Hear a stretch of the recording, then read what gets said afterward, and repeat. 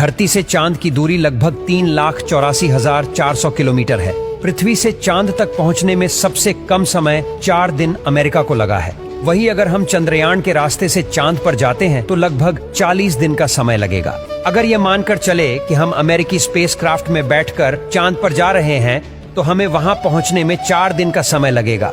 4 दिन बाद हम चांद की जमीन पर होंगे। चांद की जमीन पर उतरने के बाद जो हमें सबसे पहले दिखेगा वो है चांद की जमीन। आपको चांद की जमीन उबड़ खाबड़ नजर आएगी। चांद की जमीन पर हर तरफ आपको बड़े बड़े गड्ढे दिखाई देंगे। जब आप चांद की जमीन पर खड़े होकर ऊपर की ओर देखेंगे तो आपको हमारा खूबसूरत ग्रह पृथ्वी नजर आएगा, जिसमें आपको पृथ्वी साफ साफ अपने अक्ष पर घूर्णन करती हुई नजर आएगी, लेकिन आसमान में हमेशा उसकी स्थिरता बनाए रखेगी। अर्थात चांद पर खड़े होकर पृथ्वी को कई वर्षों से अगर हम निहारते रहे तो वह अपनी जगह से टस से मस नहीं होगी।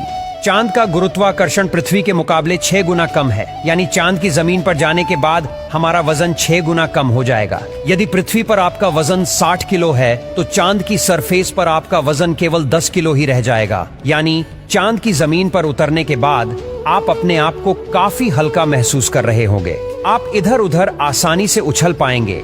इसी कारण नील आर्मस्ट्रांग जब चांद पर चल रहे थे तब उछल उछल कर चल रहे थे, क्योंकि चांद पर पृथ्वी की तरह चल पाना संभव नहीं है। चांद की सतह पर नील आर्मस्ट्रांग और उनके साथियों के कदमों के निशान आज भी मौजूद है, क्योंकि वहां पर हवा न होने की वजह से वह निशान मिटा नहीं है। फिर थोड़ा चलने के बाद जब आप चांद पर इधर उधर देखोगे तो आपको बहुत सारा कचरा पेपर, बहुत सारे क्षतिग्रस्त सैटेलाइट और बैग्जा मिलेंगे। ये सारा कचरा हम इंसान ने ही फैलाया है। ये कचरा इतना ज्यादा है कि 5 ट्रक भर सकते हैं। चांद पर कचरा और ये पेपर अंतरिक्ष यात्रियों ने फेंके थे, जिसमें उनकी मानव मूत्र और उल्टियां है। अब आप चांद की जमीन पर खड़े हैं तो आपको सबसे ज्यादा खतरा आसमानी मौत का है।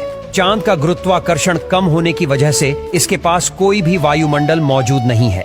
वायुमंडल की नामौजूदगी के कारण वहां पर रहने वालों के लिए उल्का पिंड से मरने का खतरा लगातार बना रहता है। यानी आप चांद पर खड़े हैं और पता नहीं कब एक बड़ा पत्थर आसमान से गिरकर आएगा और आपकी मौत वहीं पर हो जाएगी। यही वजह है कि पृथ्वी से देखने पर जो चांद पर काले धब्बे दिखाई देते हैं, असल में वे धब्बे नहीं गड्ढे हैं। जहां पर सूर्य की रोशनी नहीं पहुंच पाने की वजह से वो धब्बे नजर आते हैं। सूर्य के बाद आसमान में सबसे ज्यादा चमकने वाली अगर कोई चीज है तो वो है चंद्रमा।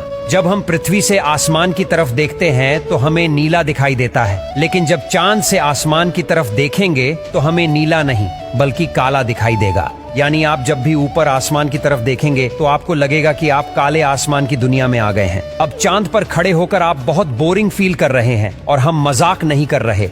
अमेरिकी अंतरिक्ष एजेंसी नासा ने वर्ल्ड रिकॉर्ड में अपना नाम दर्ज करवाते हुए चांद पर वाईफाई की सुविधा उपलब्ध करा दी है, जो कि 3 MBPS तक इंटरनेट स्पीड देता है। यानी आप आराम से चांद पर इंटरनेट चलाकर अपना एंटरटेनमेंट कर सकते हैं। अब आपका मन कर रहा है इंटरनेट तो बहुत हुआ, अब चांद से मैं पृथ्वी पर अपने घर फोन करके बात करता हूँ। आपने फोन मिलाया, फोन लग भी गया, लेकिन ये क्या आप बोल रहे हैं, लेकिन आपकी आवाज मुंह से बाहर नहीं आ रही है। जी हाँ, ये सच है। चांद पर आप कितना भी जोर से चिल्ला लें, आपकी आवाज मुंह से बाहर नहीं आएगी। धरती पर वायु की हमेशा हर जगह उपस्थिति रहती है, लेकिन चंद्रमा का अपना कोई वायुमंडल नहीं है, इसलिए वहाँ पर ध्वनि तरंगों का संचरण सामान्य रूप से संभव नहीं है। यदि आप चंद्रमा पर किसी को पुकार कर बुलाना चाहेंगे तो उस तक आपकी आवाज नहीं पहुँच पाएगी।